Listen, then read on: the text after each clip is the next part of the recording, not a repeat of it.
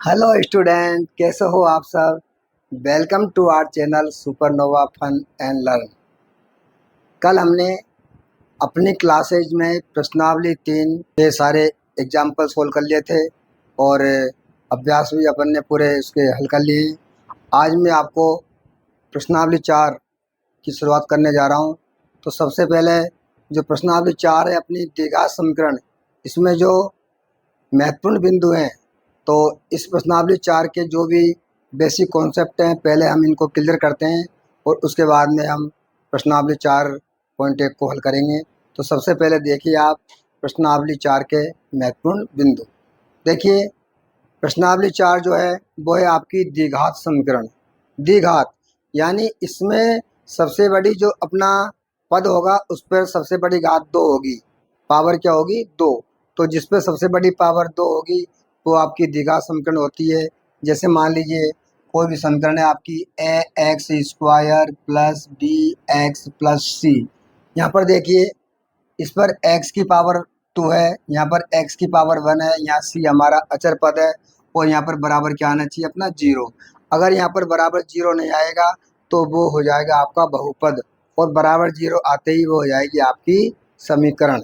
तो यहाँ पर बराबर 0 आना चाहिए, यानी इसमें हमारे एक RHS पक्ष और एक LHS पक्ष, दो पक्ष होने चाहिए, तो वो होती है आपकी समीकरण। तो यहाँ पर ये हमारी द्विघात समीकरण का रूप होता है। जैसे मान लीजिए यहाँ पर 2x² प्लस 5x प्लस 3। तो यहाँ पर जो x² का जो गुणांक होता है 2, वो होता है हमारा a का मान। जो x का गुणांक होता है वो होता है b का मान 5 और जो हमारे अचर पद होता है वो c का मान होता है। अगर कोई समीकरण इस प्रकार से हो तो वो भी हमारी द्विघात समीकरण है। हमको ये नहीं देखना कि इसमें हमारे 3 पद होने चाहिए, यहाँ पर हमारे x की पावर 2 होनी चाहिए, यानी सबसे बड़ी पावर वो 2 होनी चाहिए और बराबर में हमारा क्या आना चाहिए? 0। तो यहाँ बराबर 0 रहेगा तो वो हमारी हो जाएगी द्विघात समीकरण।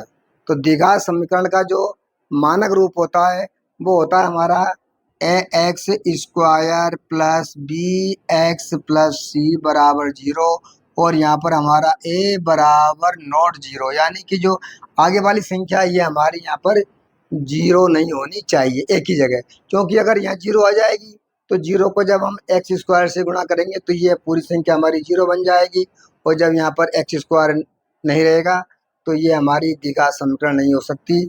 बी एक्स प्लस सी रह जाएगी तो ये हमारी द्विघात समीकरण नहीं हो सकती, ये केवल हमारी क्या रह जाएगी? ये रैखिक समीकरण हो जाएगी, क्योंकि इसमें घात x पर घात केवल 1 रह जाएगा। तो जिस पे घात 2 होती है, सबसे बड़ी घात 2 होती है, वो होती है हमारी द्विघात समीकरण। तो द्विघात समीकरण का जो मानक रूप होता है वो होता है ax² plus B X plus C बराबर 0। तो देखिए अब हमें यहाँ पर द्विघात समीकरण का एक होता है अपना विविक्त कर। तो विविक्त कर से हम क्या करते हैं, इसकी प्रकृति के बारे में जानकारी लेते हैं कि जो द्विघात समीकरण है इसका नेचर कैसा है, इसके वास्तविक मूल होंगे, दो भिन्न भिन्न मूल होंगे, दो बराबर मूल होंगे, या इसका कोई भी वास्तविक मूल नहीं होगा। तो जो विविक्तर होता है वो होता है हमारा d बराबर b² माइनस 4ac। हम b² माइनस 4ac का मान कहाँ से लाएंगे? जो हमको समीकरण दी जाएगी, मैंने बताया था कि जो b होता है वो होता है x का गुणांक, यानी जो x का कोफिशिएंट होगा, x का गुणांक होगा, वो हमारा b का मान हो जाएगा। और a का मान क्या होगा? जो x² का जो गुणांक होगा वो a का मान हो जाएगा। और जो c हमारा जो अचर पद होगा, जो हमारी कांस्टेंट टर्म होगी, वो हमारी c हो जाएगी। तो इसमें जब हम मान रखेंगे, यदि इनमें वैल्यू रखने पर d बराबर b² माइनस 4ac का मान अगर 0 से बड़ा आता है, यानी ये हमारा इसका मान हल करने पर ये मान हमारा धनात्मक आता है, तो इसके दो वास्तविक भिन्न भिन्न मूल होते हैं। क्या होंगे? इसके दो वास्तविक भिन्न मूल होंगे, यानी हमें x के मान 2 प्राप्त होंगे और दोनों मान हमें अलग अलग प्राप्त होंगे यदि b² माइनस 4ac का मान 0 से बड़ा है। और 0 से मान बड़ा कब होता है? जब इसको हल करने पर इसके मान हमारे पॉजिटिव में आएंगे, यानी धनात्मक में आएंगे, तो हमारा ये मान 0 से बड़ा होगा। और 0 से बड़ा होने पर इसके दो भिन्न भिन्न वास्तविक मूल होंगे। यदि बी स्क्वायर माइनस 4ac का मान बराबर 0 के आएगा तो हमारे यहाँ पर दो बराबर मूल होंगे। कैसे होंगे? दो समान वास्तविक मूल होंगे। यदि बी स्क्वायर माइनस 4ac पर हम यहाँ पर बी का मान रखेंगे, ए का मान रखेंगे, सी का मान रखेंगे और इसको हल करने पर हमारा 0 आता है तो इसके यहाँ पर दो समान मूल होंगे। और यदि हमारे बी स्क्वायर माइनस 4ac का मान क्या आता है? 0 से छोटा आता है, यानी ये मान आता है हमारे ऋणात्मक में, छोटा आता है, तो इसका कोई भी वास्तविक मूल नहीं होगा। फिर हम इस समीकरण को हल नहीं कर सकते क्योंकि इसका कोई वास्तविक मूल नहीं होता। तो ये आपको ध्यान देने की बात है। यदि डी जो हमारा अभिव्यक्तर है, अगर बी स्क्वायर माइनस 4ac इसका मान 0 से बड़ा होता है तो इसके दो भिन्न भिन्न वास्तविक मूल होंगे। यदि बी स्क्वायर माइनस 4ac का मान 0 के बराबर होगा तो इसके दो समान मूल होंगे। और यदि बी स्क्वायर माइनस 4ac का मान 0 से छोटा होगा यानी ऋणात्मक होगा तो इसका कोई भी वास्तविक मूल नहीं होगा। अब यहाँ पर देखिए हमारी जो द्विघात समीकरण है, इस द्विघात समीकरण को हल करने की वैसे तो 3 विधियाँ थी, लेकिन अब हमारे कोर्स में यहाँ पर 2 ही विधियाँ हैं। पहली जो विधि है हमारी वो है गुणनखंड विधि, गुणनखंड विधि, और जो दूसरी विधि है हमारी वो है श्रीधराचार्य विधि। तो धराचार्य सूत्र से भी हम इसको हल कर सकते हैं। तो यहाँ पर हम 2 विधियों द्वारा इसको हल करेंगे। सबसे पहले है हमारी गुणनखंड विधि। तो गुणनखंड विधि को आप अच्छी तरह से जानते हैं क्योंकि हम पहले भी पढ़ चुके हैं। जब हमें यहाँ पर सबसे पहले हम जो भी हमको संख्या दी जाएगी उसकी हम गुणनखंड कर लेंगे और गुणनखंड करने के बाद में हम उसको बराबर 0 के बराबर रख करके और उसके मूल ज्ञात कर लेंगे। तो ये हो जाएगी हमारी गुणनखंड विधि। और दूसरी होती है हमारी श्रीधराचार्य विधि। धराचार्य नाम के गणितज्ञ थे, उन्होंने अपने ही नाम पर इस सूत्र का उत्पादन किया था, इसलिए इसको श्रीधराचार्य सूत्र भी बोलते हैं या फिर इसको द्विघाती सूत्र भी कहते हैं। द्विघाती सूत्र या श्रीधराचार्य विधि कहते हैं इसको।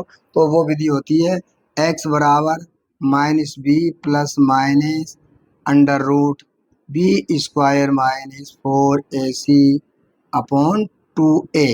यहाँ पर हम जो हमको समीकरण दी जाएगी उससे हम मान रख देंगे। बी हमारा होता है x का गुणांक और जो बी स्क्वायर में मान रख देंगे x का गुणांक माइनस 4ac, a का मान होता है x स्क्वायर का गुणांक, c हमारा अचर पद होता है और बटा में 2 इंटू a हमारा होता है x स्क्वायर का गुणांक। तो इसको हल करके भी हम यहाँ पर x के मान यहाँ पर ज्ञात कर सकते हैं। तो ये होती है हमारी द्विघाती सूत्र या श्रीधराचार्य विधि से भी हम इस द्विघात समीकरण को हल कर सकते हैं। और जो पहली विधि थी हमारी वो थी गुणनखंड विधि। गुणनखंड विधि से भी हम इस समीकरण को हल कर सकते हैं। देखिए कोई भी हम यहाँ पर एक संख्या ले लेते हैं और उस संख्या से मैं आपको इनको हल करना बताता हूँ। तो यहाँ पर मैं एक संख्या ले रहा हूँ 2x square minus 3x plus 1। तो देखिए ये हमारी संख्या है 2x square minus 3x plus 1। तो यहाँ पर सबसे पहले मैं आपको बता रहा हूँ इसको गुणनखंड विधि से हल करके। तो देखो गुणनखंड विधि से हल कैसे करेंगे। 2x square minus 3x plus 1 बराबर 0, यह आपकी द्विघात समीकरण है। इस द्विघात समीकरण को आप गुणनखंड विधि द्वारा भी हल कर सकते हैं और इसको आप श्रीधराचार्य विधि द्वारा भी हल कर सकते हैं। तो सबसे पहले आप देखिए गुणनखंड विधि द्वारा। गुणनखंड विधि द्वारा कैसे करेंगे। पहले यहाँ पर हमें 1 2 3 पद दिए गए हैं, हम 3 पद के 4 पद बनाएंगे। अब 4 पद हम कैसे बनाएंगे कि हम जो हमारा पहला पद है इस पहले पद को हम तीसरे पद से गुणा करेंगे, यानी 2x स्क्वायर को हम तब 2 से 1 से गुणा करेंगे तो यानी हमारा आएगा यहाँ पर 2x स्क्वायर गुणा 1 करेंगे तो यहाँ पर आएगा हमारा 2x स्क्वायर। अब 2x स्क्वायर के हम ऐसे 2 टुकड़े करेंगे, 2 खंड करेंगे कि उनको गुणा करने पर तो हमारे पास 2 आने चाहिए और उनको जोड़ने या घटाने पर हमारे पास 3 आने चाहिए। तो देखिए जो ये यहाँ पर 2 है, इस 2 के हम 2 टुकड़े करेंगे, 2 गुणा 1। क्या करते हैं 2 गुणा 1, क्योंकि दो को गुणा एक से करते हैं तो हमारे पास दो एकम दो आएंगे, लेकिन जब हम दो को और एक को क्या करेंगे, जोड़ेंगे, तो हमारे पास कितने आ जाएंगे, तीन। तो हम यहाँ पर इस दो गुणा एक को क्या लिखेंगे, माइनस के दो और माइनस का एक, क्योंकि माइनस के दो और माइनस का एक लिखने पर हमारे पास आएंगे माइनस के तीन। यहाँ पर चाहिए हमको माइनस के तीन। और जब माइनस दो को हम गुणा करेंगे माइनस एक से, तो हमारे पास हो जाएंगे माइनस माइनस प्लस के दो। तो यहाँ पर चाहिए हमको प्लस के दो। तो गुणा करने पर तो प्लस के दो आने चाहिए, और जोड़ने पर हमारे पास यहाँ आने चाहिए माइनस के तीन। तो इन दोनों को जब हम जोड़ेंगे, माइनस के दो और माइनस के एक को, तो हमारे पास आएंगे माइनस के तीन। तो देखिए यहाँ पर हम इसके जो खंड करेंगे वो कर लेंगे। जो पहली संख्या है इसको हम ऐसे लिख देंगे, माइनस यहाँ पर हो जाएगा दो एक्स, और माइनस हमने किया था एक एक्स, तो एक एक्स लिख दो, चाहे यहाँ पर एक्स लिख दो, एक ही बात है। और प्लस वन, एक एक्स लिखना चाहे एक्स लिखना एक ही बात होती है। अब हम लेंगे इन दोनों में कॉमन लेंगे, दो एक्स स्क्वायर और दो एक्स में जो कॉमन आएगा हमारा वो आएगा दो एक्स। अब दो एक्स स्क्वायर में हम दो एक्स का भाग देंगे, तो यहाँ पर देखिए भाग देने पर हमारा जाएगा यहाँ एक्स बार, माइनस दो एक्स में दो एक्स का भाग देंगे तो वो जाएगा हमारा एक बार। फिर यहाँ पर साइन माइनस का, तो माइनस लगा देंगे। इन दोनों में कॉमन हमारा एक आएगा, एक का भाग देंगे एक्स में तो एक्स बार, और ये माइनस और प्लस क्या हो जाएगा हमारा माइनस, और एक में एक का भाग एक बार जाएगा। तो एक बार देखो कोष्टक की संख्या हमारी बिल्कुल एक जैसी आनी चाहिए। तो यहाँ पर हम कोष्टक वाली संख्या को दोबारा कॉमन ले लेंगे, तो यहाँ पर यह बच जाएगा इधर दो एक्स और माइनस वन, जो बाहर की संख्या है वो बच जाएगी, यानी यहाँ तो दो एक्स बच जाएगी और इधर यह माइनस का एक बच जाएगा, बराबर जीरो हमारा यहाँ पर चल ही रहा है। अब हम इनके करेंगे x का मान ज्ञात करेंगे, तो सबसे पहले हम x माइनस एक बराबर क्या मान लेंगे, जीरो। तो यहाँ पर हमारा x बराबर एक आ जाएगा। इसी प्रकार हम यहाँ पर दो एक्स माइनस वन बराबर भी जीरो मान लेंगे, तो ये यहाँ हो जाएगा दो एक्स बराबर एक, और x बराबर हमारा हो जाएगा एक बटे दो। इस प्रकार से हमें x के मान एक और एक बटे दो यहाँ पर प्राप्त हो जाएंगे। अब देखिए इसी सवाल को मैं आपको बता रहा हूँ द्विघाती सूत्र द्वारा, यानी श्रीधराचार्य विधि से। तो देखिए संख्या हमारी वही है, यहाँ पर हमारे आंसर आए x बराबर एक और एक बटे दो। तो देखिए जब हम इसको द्विघाती सूत्र से करेंगे तो भी हमारे आंसर वही आने चाहिए। तो यहाँ पर देखो मैं बता रहा हूँ इसी सवाल को आपको द्विघाती सूत्र द्वारा। द्विघाती सूत्र से जब हम सवाल हल करेंगे तो सबसे पहले ए का मान ज्ञात करेंगे। तो देखिए यहाँ पर ए का मान कितना है, एक्स स्क्वायर का जो गुणांक होता है वो हमारा ए का मान होता है। तो यहाँ पर एक्स स्क्वायर का जो गुणांक है वो है दो। ऐसे ही जो यहाँ पर बी का मान है वो होता है एक्स का गुणांक। तो एक्स का गुणांक यहाँ पर देखिए कितना है, माइनस के तीन। तो बी का मान हो जाएगा माइनस के तीन। और सी होता है अचर पद, अचर पद हमारा यहाँ पर एक होता है। सबसे पहले आपको ये ध्यान रखना है कि द्विघात समीकरण को जब हम कोई सी विधि से हल करेंगे तो यहाँ पर जो जितने भी मान है सबको हम एक साइड कर लेंगे, यहाँ पर हमारा बराबर जीरो होना चाहिए। इसके बाद हमने ए बी और सी के मान ज्ञात कर लिए। अब जो हमारा द्विघाती सूत्र होता है वो होता है एक्स बराबर minus B plus minus under root B square minus four A C upon two A. तो देखिए यहाँ पर x बराबर माइनस, अब b का मान रखते हैं, b का मान यहाँ पर है माइनस तीन, तो यहाँ पर हम माइनस तीन और रख देंगे। ये माइनस तो हमारा फार्मूले का है, और b का मान यहाँ पर माइनस तीन है तो माइनस तीन मैंने रख दिया। इसके बाद में plus minus under root B square, तो बी स्क्वायर है तो बी की जगह मैं रख दूंगा यहाँ पर माइनस तीन का होल स्क्वायर माइनस फोर, और ए का मान है यहाँ पर दो, तो ए की जगह मैंने दो रख दिया और सी की जगह मान रख दिया मैंने एक, और बटे में दो गुणा ए का मान है यहाँ पर दो। तो इस प्रकार से मैं यहाँ पर दो गुणा दो यहाँ पर कर दूंगा। अब देखिए हम इसको आगे हल करेंगे तो एक्स बराबर हमारा ये माइनस माइनस प्लस के यहाँ पर तीन हो जाएंगे, क्योंकि माइनस को जब माइनस से गुणा करेंगे तो प्लस के तीन, और ये प्लस माइनस अंडर रूट, देखिए माइनस तीन का स्क्वायर करेंगे तो माइनस माइनस प्लस हो जाएगा, और तीन का स्क्वायर होता है हमारा नौ, माइनस जब इन तीनों को गुणा करेंगे तो चार दूना आठ और आठ एकम आठ आ जाएगा, और बटे में हमारा रह जाएगा दो दूने चार। देखिए एक्स बराबर तीन प्लस माइनस, और यहाँ पर हमारा रह गया नौ में से आठ जाएंगे तो एक रह जाएगा, और यहाँ पर हमारा नीचे बटे 4। तो x बराबर 3 प्लस माइनस, जब हम अंडर रूट 1, यहाँ पर ये वर्गमूल 1 है तो इसका वर्गमूल लेंगे 1 का, तो इसका वर्गमूल 1 का वर्गमूल 1 ही होता है, तो इसमें से जो यह रूट हट जाएगा और यहाँ बटे 4 आ जाएंगे। अब हम क्या करेंगे, जो हमारा 1 है वो प्लस का भी है माइनस का भी है, तो हम यहाँ एक बार प्लस का 1 ले लेंगे और एक बार माइनस का 1 ले लेंगे। तो जब मान निकालेंगे तो x बराबर 3 प्लस 1 बटे 4। एक बार तो हमने इस 1 को प्लस का ले लिया और एक बार हम ले लेंगे इसको 3 माइनस 1 बटे 4, यानी एक बार प्लस का 1 और एक बार ये माइनस का 1 ले लेंगे। अब हल करेंगे तो यहाँ पर हो जाएगा हमारा 3 3 4 बटे 4, तो दोनों कट जाएंगे, ये 4 से 4 1 आ जाएगा। इसी प्रकार से x बराबर, जब 3 में से 1 जाएगा तो यहाँ 2 बटे 4, और जब दोनों 2 से कट रहे हैं तो यहाँ जाएगा 1 बटा 2। तो देखिए जब हमने इसको द्विघाती सूत्र द्वारा हल किया तो हमारे x के मान आए 1 और 1 बटा 2, और जब पहले हमने इसको गुणनखंड विधि से हल किया था तब भी हमारे मान आए थे यहाँ पर x बराबर 1 और 1 बटा 2। तो दोनों ही विधियों से हम किसी भी विधि से हल कर सकते हैं। अगर एग्जाम में आपको विधि का नाम नहीं दिया जाए कि आप श्रीधराचार्य विधि से कीजिए या द्विघाती सूत्र से कीजिए या गुणनखंड विधि से कीजिए, तो आप किसी भी विधि से हल कर सकते हैं। अन्यथा जो भी आपको सरल लगे उस विधि का उपयोग आप इस द्विघात समीकरण को करने में कर सकते हैं। आगे देखिए, अब मैं बताता हूँ आपको इनके नेचर के बारे में कि हम इनका नेचर कैसे याद करेंगे। तो सबसे पहले हम क्या करेंगे, डी होता है हमारा विविक्तर होता है, वो होता है बी स्क्वायर माइनस 4ac।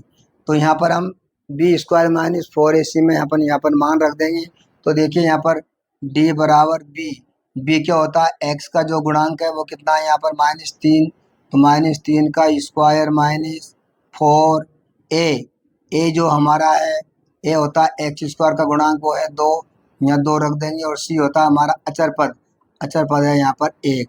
इसको हल करेंगे तो देखिए -3 का स्क्वायर होता है यहाँ पर प्लस के 9, माइनस यहाँ पर आ जाएंगे हमारे 4 दूनी 8 और 8 एकम 8, तो यहाँ पर आया डी बराबर 1, यानी हमारा यहाँ पर प्लस का 1 आया।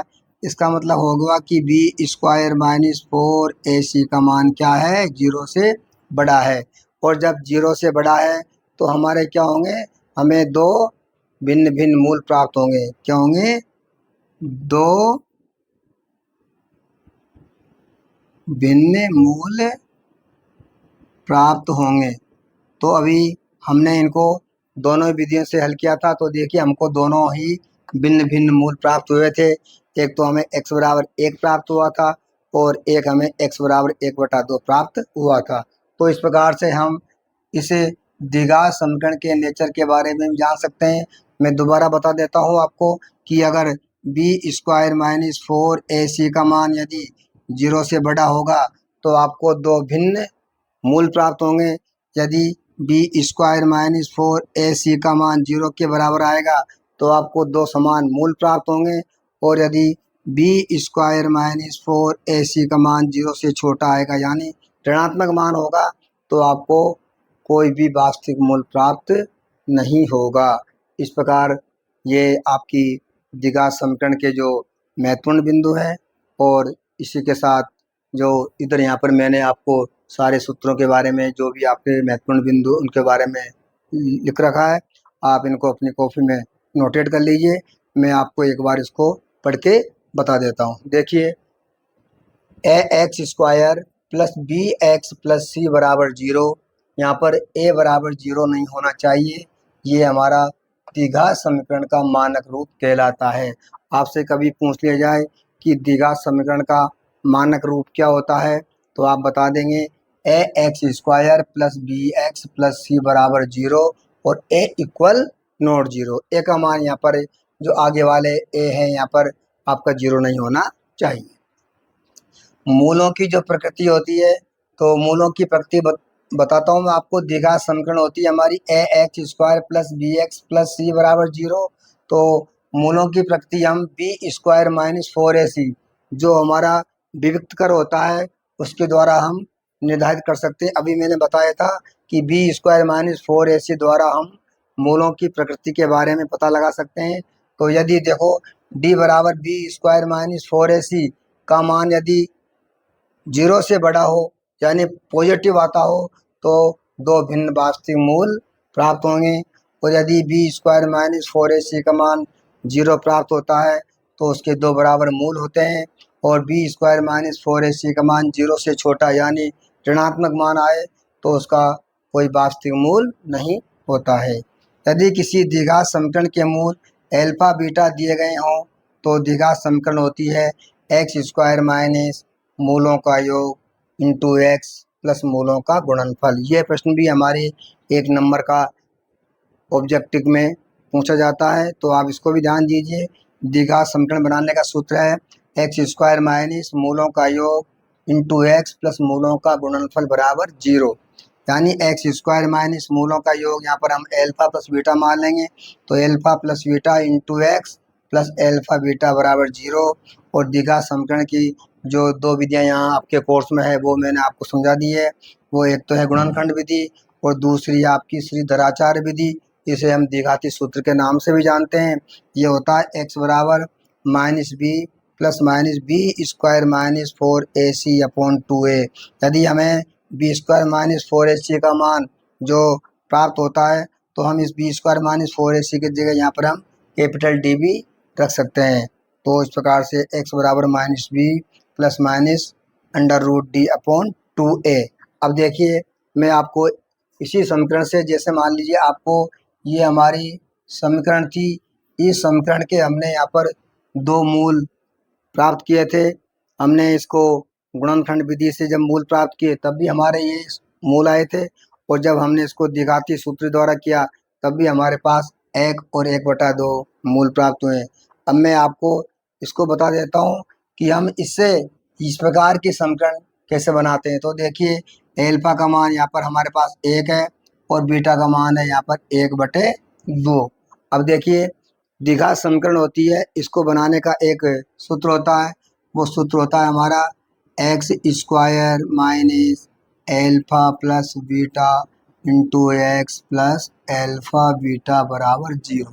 तो देखिए यहाँ पर एक्स स्क्वायर, तो यहाँ पर हम क्या करेंगे एक्स स्क्वायर रख देंगे माइनस एल्फा, एल्फा का मान कितना हमारे पास 1 है तो एल्फा की जगह मैंने 1 रख दिया, प्लस बीटा, बीटा का मान है 1/2 और इंटू एक्स प्लस एल्फा का मान यहाँ पर 1 इंटू 1/2 बराबर 0। देखिए जब हम इसको हल करेंगे तो एक्स स्क्वायर माइनस इन दोनों को जब हम यहाँ पर जोड़ेंगे तो हम दो हमको लघुत्तम लेना पड़ेगा, तो यहाँ पर 2 एकम 2 और प्लस 1 इंटू एक्स प्लस 1 को जब 1/2 से गुणा करेंगे तो 1/2 बराबर 0। तो एक्स स्क्वायर माइनस ये हमारा हो जाएगा 2 और 1 3/2 एक्स प्लस 1/2 बराबर 0। यहाँ पर दो हम क्या ले लेंगे, दो लघुत्तम लेंगे, दो लघुत्तम लेंगे, दो को जब एक्स स्क्वायर से गुणा करेंगे तो यहाँ आएगा हमारा 2x स्क्वायर माइनस 2 में 2 का भाग देंगे तो 1 बार जाएगा, और 1 को जब हम 3x से गुणा करेंगे तो यहाँ जाएंगे हमारे 3x और प्लस 2 में 2 का भाग 1 बार जाएगा, और 1 को 1 से गुणा करेंगे तो यहाँ जाएगा 1 बराबर 0 और यहाँ बटा 1 लिख सकते हैं। अब हम इनको करेंगे क्रॉस मल्टीप्लाई, तो 2x square minus 3x plus 1 को हम 1 से गुणा करेंगे तो हमारे पास आ जाएगा 2x square minus 3x plus 1 और बराबर जब 2 को 0 से गुणा करेंगे तो 0। तो देखिए इस प्रकार से हम जो हमारे पास दो मूल थे एल्फा और बीटा, इनसे हमने द्विघात समीकरण ये 2x square minus 3x plus 1 बराबर 0 भी हमने इस सूत्र की सहायता से यहाँ पर हमने अभी आपको बताया कि हम जब हमको दो मूल दिए गए हों तो हम द्विघात समीकरण कैसे बनाते हैं। तो इस सूत्र की सहायता से हम द्विघात समीकरण भी बना सकते हैं। अब देखिए इसमें यहाँ पर मैं आपको एक चीज़ और बता देता हूँ, जिससे ये हमारी द्विघात समीकरण थी, और द्विघात समीकरण से हमने इसको मैंने आपको गुणनखंड विधि द्वारा भी हल करना सिखाया, और आपको मैंने श्रीधराचार्य विधि जो द्विघाती सूत्र है इसके द्वारा भी हल करना सिखाया। कभी कभी क्या एग्जाम में आपसे पूछ ले जाता है कि इसकी सत्यता की जांच कीजिए, इसके गुणांकों की सत्यता की जांच कीजिए। तो हम देखिए इसकी सत्यता की जांच करना और मैं बता देता हूँ। जैसे मान लीजिए आपको सत्यता की जांच करनी है, तो आप लिख देंगे यहाँ पर मूलों का योग, जो मूलों का योग है हमारा वो होता है हमारा एल्फा प्लस बीटा। मूलों का योग एल्फा प्लस बीटा। और मूलों का योग जो एल्फा प्लस बीटा होता है, इसका जो सूत्र होता है हमारा वो होता है माइनस का बी बटा ए। यानी हम जो हमें सत्यता की जांच करनी है तो मूलों का योग एल्फा प्लस बीटा बराबर माइनस का बी बटा ए हो जाएगा। और जो मूलों का गुणनफल होगा हमारा, मूलों का गुणनफल एल्फा बीटा बराबर होता है हमारा सी बटा ए। तो ये भी और मैं सत्यता की जांच करना बता देता हूँ। तो देखिए यहाँ पर जो मूलों का योग है, सबसे पहले मूलों का योग, मूलों का योग एल्फा प्लस बीटा बराबर माइनस बी बटा ए। तो यहाँ पर एल्फा का मान कितना था, एल्फा का मान जो आया हमारे पास वो है 1। तो यहाँ पर हम एल्फा की जगह 1 रख देंगे। और जो बीटा का मान है वो है हमारे पास 1/2 बराबर माइनस बी। अब बी का मान कहाँ से लाएंगे, बी का मान लाएंगे हम हमारी द्विघात समीकरण से। द्विघात समीकरण में मैंने बताया कि जो बी का मान होता है वो होता है एक्स का कोफिशिएंट यानी एक्स का गुणांक। तो एक्स का गुणांक कितना है यहाँ पर -3। तो यहाँ पर रख देंगे हम माइनस के 3 बटा ए क्या होता है एक्स स्क्वायर का गुणांक, वो है हमारा यहाँ पर 2। अब देखिए पहले इसको हल करेंगे तो यहाँ पर हम 2 लघुत्तम लेंगे तो यहाँ आ जाएगा 2 एकम 2 और प्लस 1 बराबर ये हो जाएगा माइनस माइनस के प्लस के 3/2।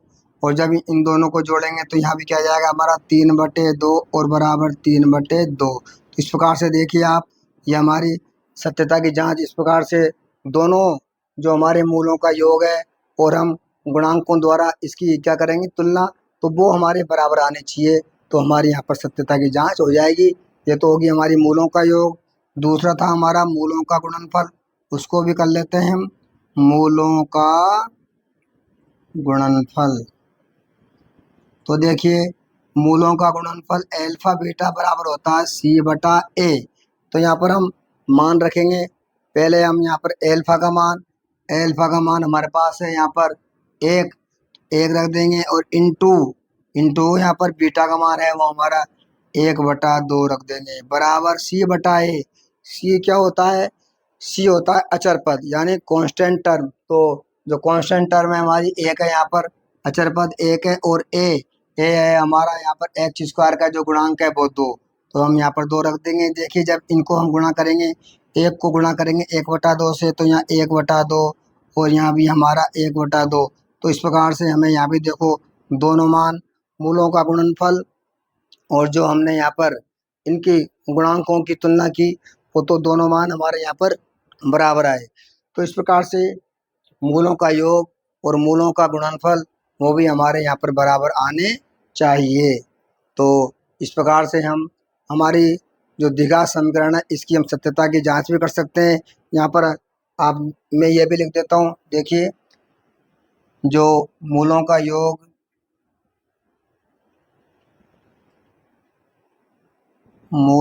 योग एल्फा प्लस बीटा बराबर होता है माइनस का बी बटा ए।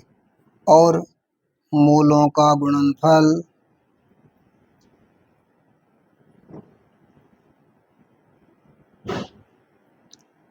एल्फा बीटा बराबर होता है सी बटा ए।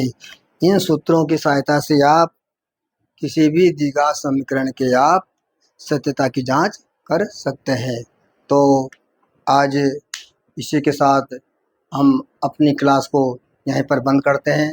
जो भी महत्वपूर्ण बिंदु मैंने आपको बताए हैं इनको आप अच्छी तरह घर से रीड करके आएंगे और कल हम अपनी क्लास में प्रश्नावली 4.1 को हल करेंगे। तो आपको जो मैंने महत्वपूर्ण बिंदु बताए वो आपको अच्छी तरह समझ में आए होंगे। इसी के साथ सभी बच्चों को धन्यवाद। Thank you. Thanks for watching this video. Please like, share and subscribe and press the bell icon. Thank you.